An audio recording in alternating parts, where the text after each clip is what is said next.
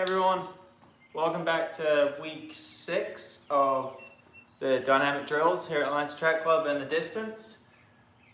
So we are getting really close to the end, and today we're going to focus on just 4 or 5 drills that we have done, but these are the ones that are really going to help you just improve, learn the drill and get better. And then if you can really get these ones down, you're going to be able to do pretty much any drill you want, I would say, in the future. And we'll continue from last week as well. A little bit work on using your arms, just because they are so important to running quicker. And the more you use them, like with everything here, it's just gonna help you become that little bit more efficient and just get from A to B a little bit faster. On top of that, we're going to extend our warm-up just a tiny bit this week. So hopefully you'll feel maybe a little bit more ready to go. I hope I do anyway. So the first bit of the warm-up will be the same. So we'll do the pulling your leg in, pulling your knee into your chest, hold it for a second, and then take a step forward. And you should feel this in the around your hips and your glutes. And then once you get a couple done on each leg, spin around and go back. And then on the way back, we're just going to try and hold that or pull that stretch just a tiny bit further. It doesn't have to be a lot further, but just you should feel after the first go around that you can get a little bit more stretch out of it. And just keep moving, so just a brief pause and then move on. So the same thing now, grabbing the ankle and pulling it back underneath you. A little bit of a stretch and step forward.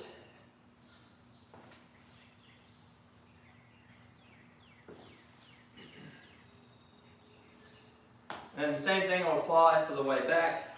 Just pull that stretch just a little bit further. And this you should be feeling more in the front of your leg and the quad.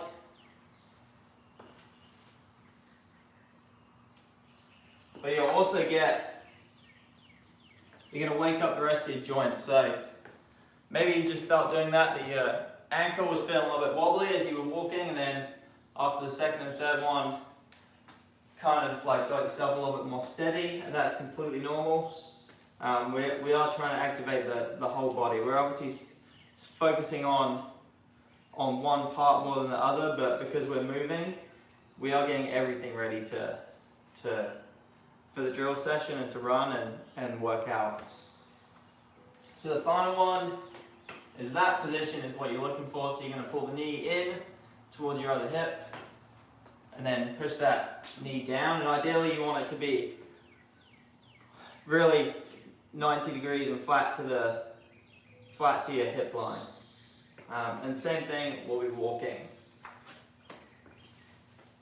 So pull it up, a little bit of a stretch, other leg.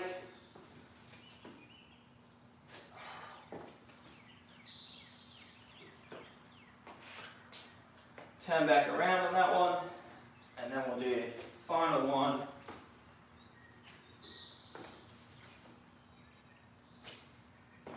Depending on how tight you are, you're going to feel that on the outside of your hip, on the inside of your groin. Really good stretch, and you definitely want to be aiming there towards getting this knee just a little bit lower and horizontal to your hips. Might take a little bit of work to get there. Can be challenging, especially first thing in the morning, or if you drive a lot. So another thing that's going to really tighten your hips up, but just something to work towards. And these activations, I know we're doing them as a warm-up for the drill session. They are great for pre-run. They're actually great for post-workout if you've been at the track or Piedmont Park or wherever you go to warm up, and then you drive home and you've kind of gone from active to sedentary for like 20 to 30 minutes, and you might get home and you feel like you're locked up a little bit. These are going to be perfect as a real quick, like 3 to 5 minute, just loosen up before even if it is just relaxing at home for the evening. And you should feel better the next day for it. So the extension of the warm-up here, we're going to do some leg swings, which again, apply exactly to the same thing we just talked about. You can do them more or less anytime, and as you do them, you can kind of work into a bigger stretch. So the first one, find yourself a wall. You can also find a person, if you have one of those lying around, and you can just put your hand on their shoulder to support you. Alternatively, you can do this standing in one place. You'll get less of a stretch that way, but it is possible. And then the leg that is closest to the wall is the one you're going to swing. And we're just going to swing it forward. Just nice and gentle. So if you're from the side, you'll be, is that kind of motion you're looking for. Depending on your hamstring flexibility, your leg may end up a little bit straighter than mine. But we're really just trying to warm up, so it doesn't matter too much. Like I said, so we'll do another 10. But then just try and get that to stretch, just swing that leg just a little bit further. And I'll be honest, I didn't count, but we're going to switch over to the other leg and get 10 done on your right leg.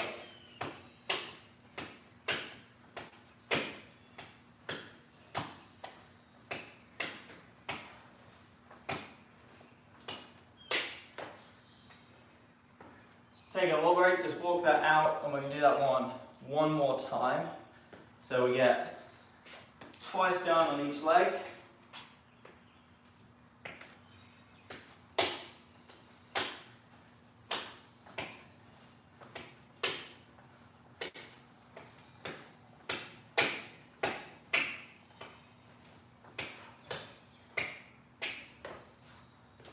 So you should be feeling a little bit looser now. We have one more to go, which is another leg swing, and we're going to go across our body. So again, lean into a wall, kind of like we've done with the A exchange drill in the last few weeks. You can stand fairly close on this one. I'm just going to swing the leg across you. Again, if you're doing this standing, you can do it. You'll just find you'll get a little bit more stretch if you can support yourself. But just swinging it across, and you're just moving your joints in an additional plane of movement. So obviously, other leg.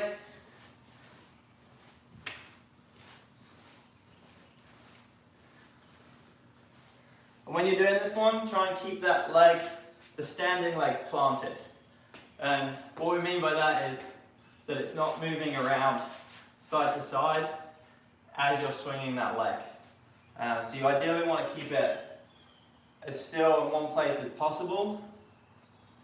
You'll find it will limit the range of motion, but it's going to limit it to what you can currently do. If you can swing your leg, you'll find yourself going further, but it's not really because of your flexibility at that point. It's just the movement is allowing you to straighten out and just make a bigger swinging motion. So hopefully you guys feel a little bit warmer now and a little bit more ready. So we'll go into drill number 1, which is the ankle roll. If you've been with me the last 6 weeks, hopefully you've started to get this one down, but it's rolling that ankle just up onto your toe and then back to your heel, and then moving forward really slowly. You can start slow.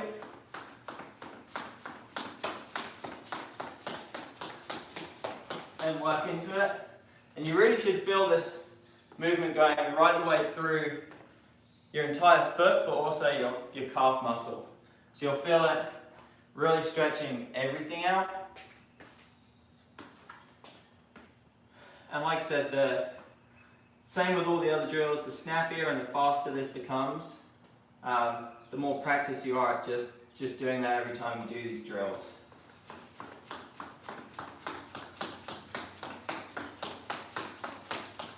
And then remember to stand nice and tall, and then use your arms.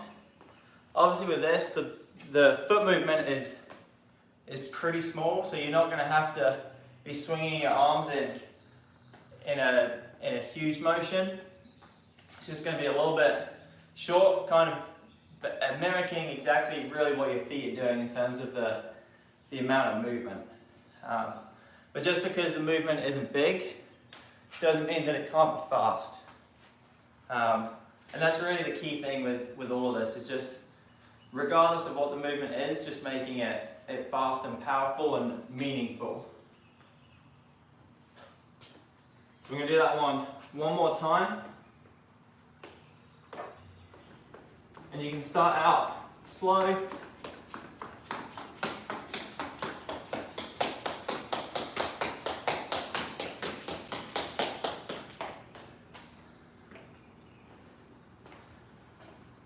And then complete the space you're in there. Hopefully it's you get a good even number of reps in on each leg there. So back to really the two most basic, but arguably the basis for every drill you could do, and probably the simplest way to get some maximal improvement to your running style. And that's going to be the A and the B skip. So remember the A skip, it's just the knee up, foot comes down, hits the ground right underneath your hips at the center of your body mass, and then it's going to drag back and then back up. A little bit exaggerated with the running motion, but a good strike into the ground, drag it back, and then back up.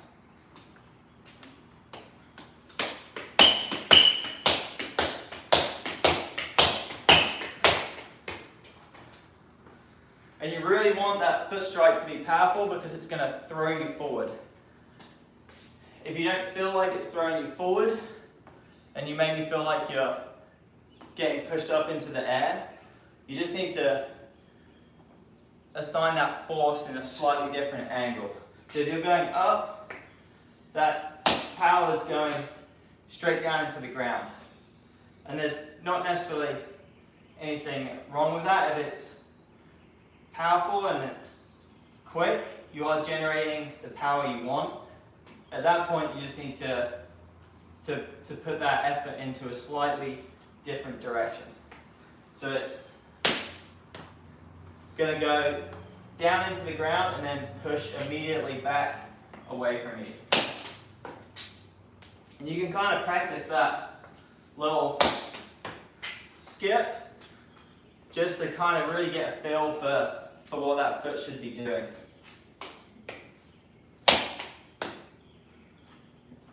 And when you do that, you can try and make it as powerful as possible so you really get a feel for it and throw yourself forward. And then last week we kind of touched on the arms a little bit, and they are extremely important. And you want, same with the leg being quick and powerful, you want the arms to be the same.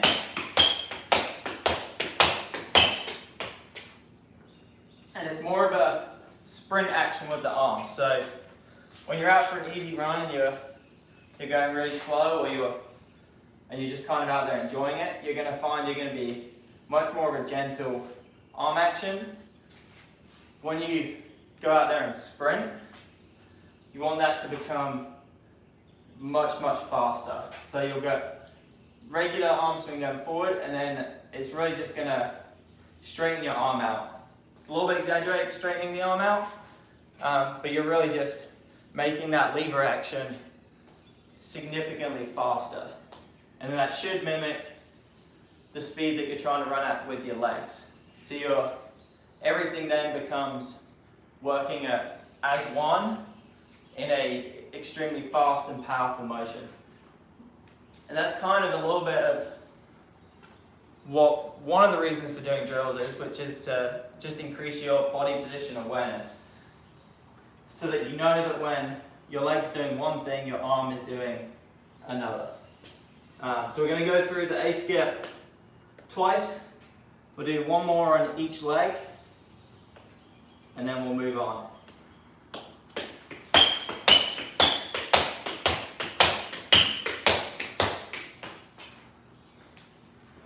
Take a walk back. I did say one more on each leg. That is incorrect, I guess. We're just going to go through it. It's a double leg drill, so we're going to go through it twice to correct myself. So one more A skip. Try and make this one the best one yet.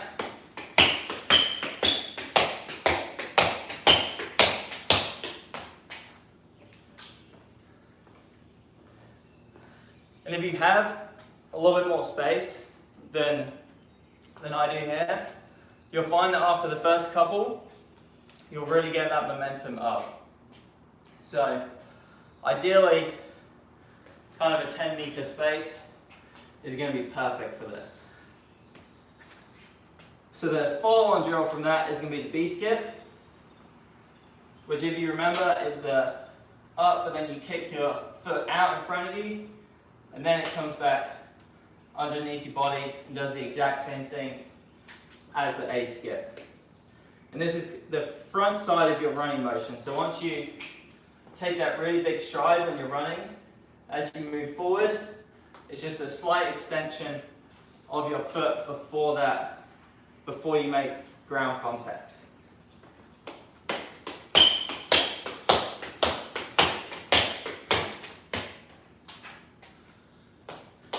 And then we'll go back.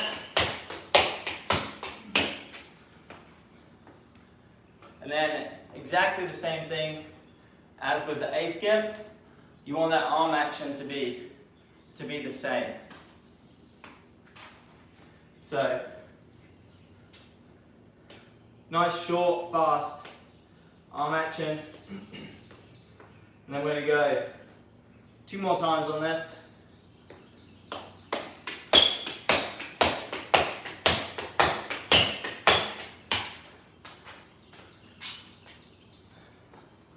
I'm actually going to start back this way so I have a little bit more room. But then into the second.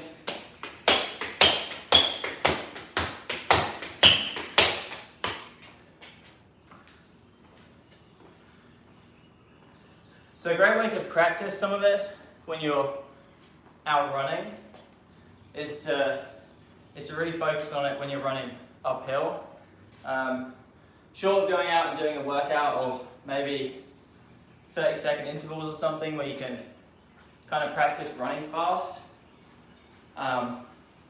Hills is a great alternative, especially if you get a nice gentle gradient, because you can really focus on your arm action and foot strike and knee drive. Everything that the drills are working on individually on a hill is a really easy way to kind of put it all together, because you generally reduce your velocity, and then the hill itself kind of provides a natural angle to work against. If you do start practicing a little bit on the hills, just make sure that maybe every week you kind of try and translate that to running on the flat, just so you get used to running a little bit more naturally when you are running on flat ground. Because I know we do run a lot of hills in Atlanta and a lot of the races are hilly, but ultimately you're going to get the biggest gain from this when you are running on the flat. Ideally in your flattest 5K or the flattest marathon you can find.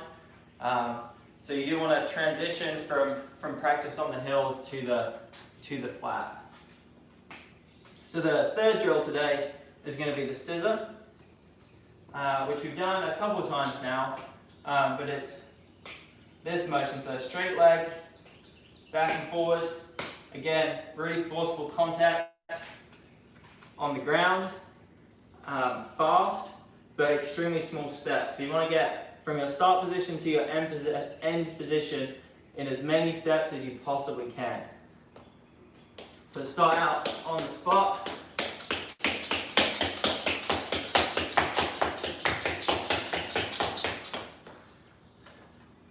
And again, so that's the sped up version of what we're trying to do here. And again, it's the exact same arm action. It's really important. Well, I can't stress enough how important your arms are to improving your running. So do try and work that into it. And you can start out slow, and the arm action can be the same. You'll find that when you are going slow though, that the arm action is going to be relatively at the same pace. So as you speed that up, everything is going to become quicker as one. A good way to practice the arms is going to be to do the drill and kind of forget a little bit about what your legs are doing and just solely focus on making your arm action faster. And you should naturally find that that will speed up your leg action. And again, when you're out running is another great time to practice that, whether you're running on a hill or on the flat. Just take a little section of your run between a couple of light poles or stop signs, whatever it is, and just think about using your arms more and making that arm action just a little bit quicker. And if you just think on the arms, you are going to naturally just speed up. So we'll go through the scissor drill there 2 more times. Let's start out slow.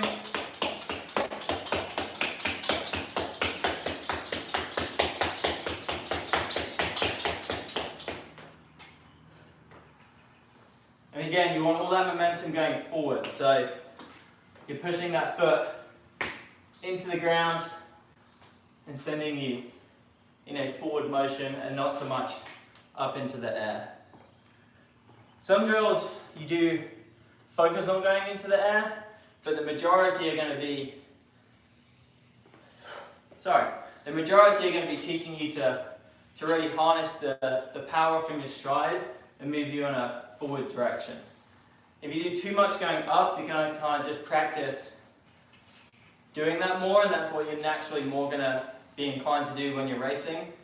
And that ultimately is going to slow you down, because unless you're a high jumper, the goal is to get from A to B as fast as possible, and that is in a horizontal motion. So one more time with the scissor drill.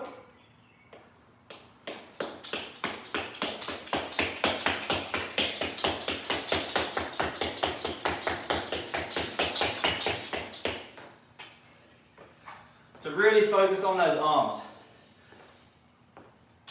And if you're going to do these somewhere in the region of 2 to 4 times per drill, that will give you a couple reps to focus on whatever you need to, really. Firstly, it will be focusing on getting the general leg motion down, and then you can spend the second half of it, so your last 1 or 2 reps, trying to focus on your arms. And then after a couple of weeks, when you've really been breaking it down into the 2 individual, or not necessarily the 2 individual pieces, but the 2 major pieces of the drill, then you can start kind of bringing it all together into one.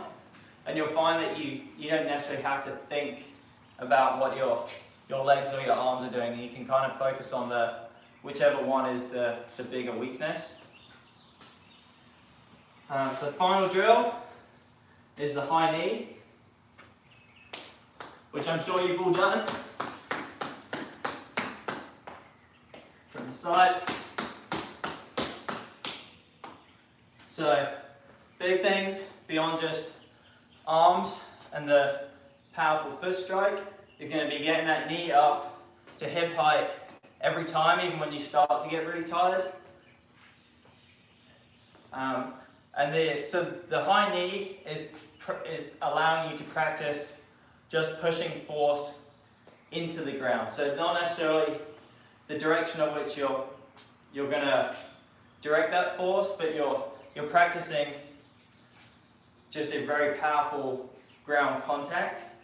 And at the exact same time though, and just as importantly, you're practicing the knee lift and from the hip and your glute once the foot strike occurs. So what I mean by that is when this foot comes down, as soon as that hits the ground, this other leg is coming straight back up.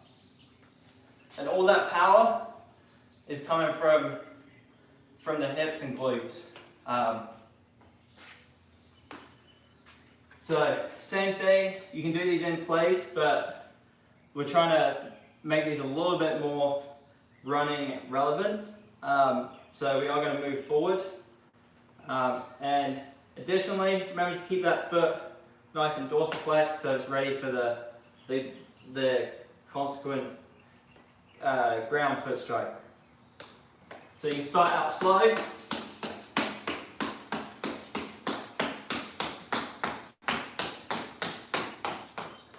So that's kind of a big stride, and ideally we want to go shorter, much faster strides. But the slower you go, the bigger your stride may end up. And again, nothing wrong with that. I'd rather you get the motion and learn how to do it correctly before you try and speed it up too much. So, start out.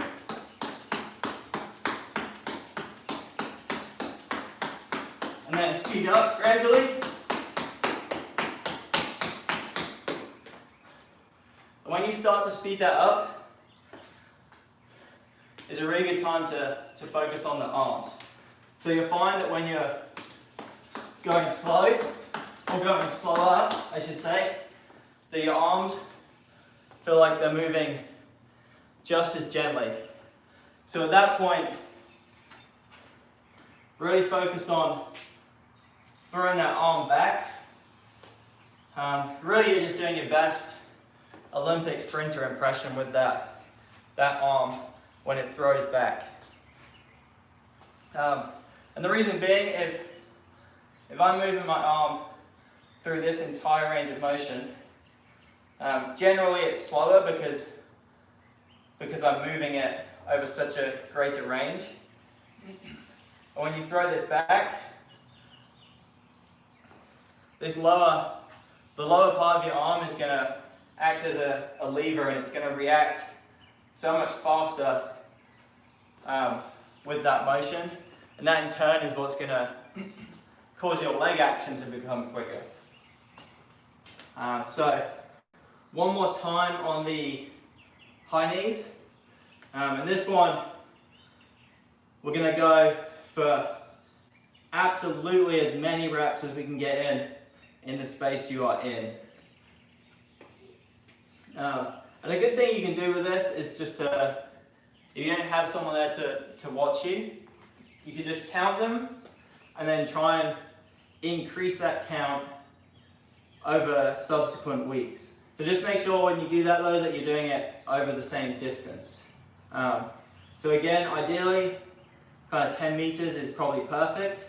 If you don't have that, just make sure you're using the same distance every week, regardless of whether it's 4, 2, like 6, 7 meters, whatever it is. Just keep it constant.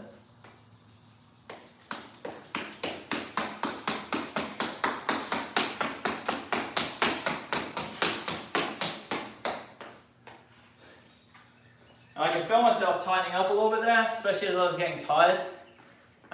So remember, a couple weeks ago we spoke about being relaxed, and a good way to start out is going to be lift your shoulders up, kind of push it up towards your head and the ceiling, hold it for a second, and then drop it down. That's going to get your shoulders nice and relaxed before starting the drill. You will find, especially as you get tired, that the things will start to tighten up just a little bit. And that's, again, once you kind of get over the initial phase of learning what your legs and your arms need to do and the exact motion, then you can start thinking about the next steps, which is going to be arms staying relaxed, staying nice and tall, keeping a dorsiflex foot. And that's not to say you shouldn't know about them now, because you certainly should. But as you kind of do this more and you learn more, it's going to allow you to just focus on what's next. So that, guys, is the end of today. I know we didn't get through a whole lot of drills, but hopefully it was a little bit more informative and kind of we talked through more of each of those.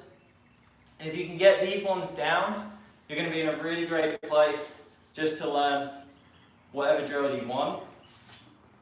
So I believe we have 1 week left, so it will not be, I believe we have 1 week left, at least with the drills, and we're going to be doing a full run through of essentially everything we have done to this point. So just 2 drills on each, and we'll get through the whole, roughly I think 12 or 13 drills. So make sure you practice before we do that, and keep working at it. And then I hope to see you guys soon. Have a great weekend, and make sure you hit that subscribe button.